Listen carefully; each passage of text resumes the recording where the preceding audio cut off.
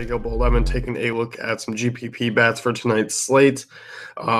Just 5 games. It's going to be pretty straightforward. I mean, we'll hop around game to game here taking a look. Looking at this Braves-Toronto game, I mean, curious to see what happens after last night. Freddie Freeman looks to be missing extended time, which is awful. It's disappointing. It's bad for baseball, given the fact that he's been the hottest hitter in 2017. It does downgrade this Braves offense a little bit. Matt Kemp is still a guy that has been red hot. I don't mind him in a GPP play, but outside that, I don't really want anyone from this game. I mean, Justin Smoke, Kendrys Morales, you can make a case for from the left side. I mean, that's where Tehran's weaknesses come from. But overall, this is not really an appealing game. It has the lowest total on the night. I'll definitely be looking elsewhere. Yankees, Kansas City, Danny Duffy, Jordan Montgomery, 2 of the better pitchers on the slate. I like Montgomery quite a bit here. As far as guys you can take against him, Salvador Perez, Lorenzo Cain are probably the only 2 guys I'll maybe take a look at. Maybe a Jorge Soler if you're looking to get really deep, but for the most part, Montgomery's been pretty solid. Misses a fair amount of bats, not allowing a ton of hard contact at all. For the most part, is keep the ball in the yard. So I like Montgomery more than I like taking bats against him. On the Yankee side, you can definitely look at the righties against Duffy. Duffy's done a pretty good job of keeping the ball in the park this year. Has a lot of 3-3-2 WOBA to righties. Strikeouts aren't piling up, which is nice for opposing bats. Gary Sanchez, a little expensive for my taste, but I don't mind it. Matt Holliday, Starlin Castro, Aaron Judge, I mean, all carrying a higher price tag. Aaron Hicks, if you want to go back to the wagon there.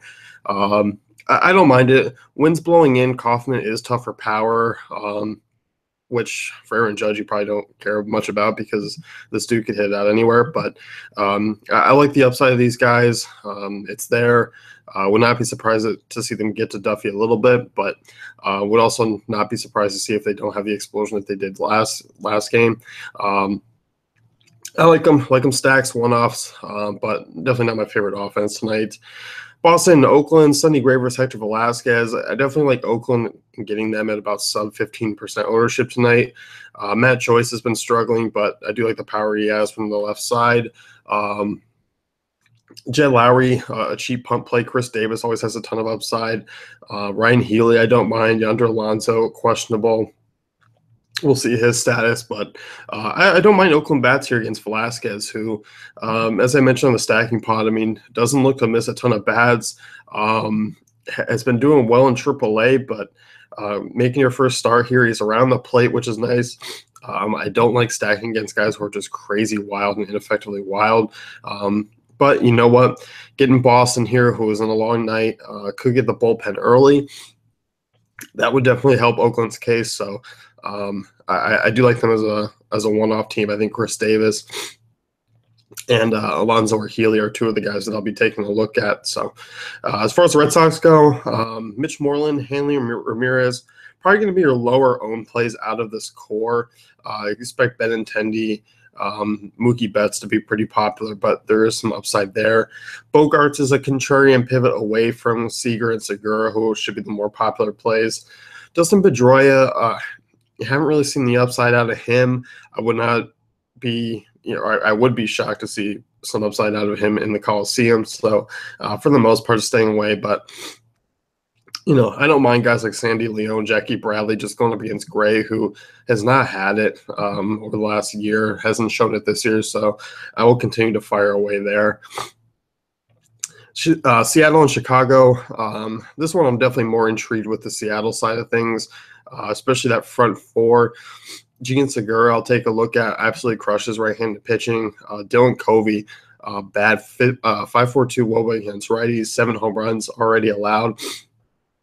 I mean, it's going to be really tough not to get away from these Seattle bats, especially Nelson Cruz as well, who I know people only like to take him against lefties, but dude hits well against righties. Ben Gamble, Kyle Seager I'm intrigued with.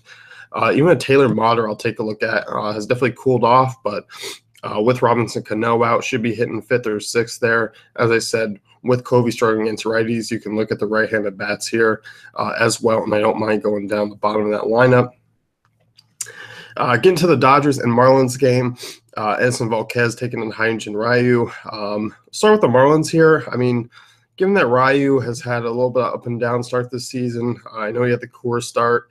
I'll definitely take a look at Stanton Ozuna here. Really nice DraftKings prices. Ozuna 4K, continuously underpriced against lefties. He's one of the best lefty hitters in the game right now. Stanton 4-4, we know his potential upside. I'll definitely be using these guys in GPPs. I don't mind Ozuna in cash games at all.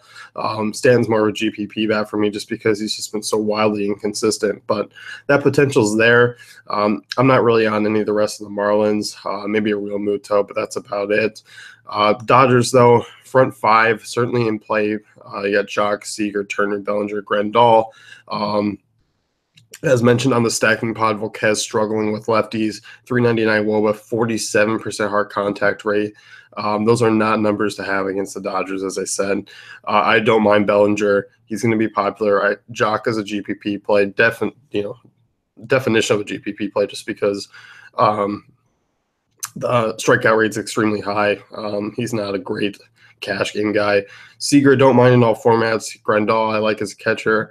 So I'll definitely be firing away some of these Dodgers bats. So let's grab things up here. You can head to NordayFantasyCafe.com for all great tools and content.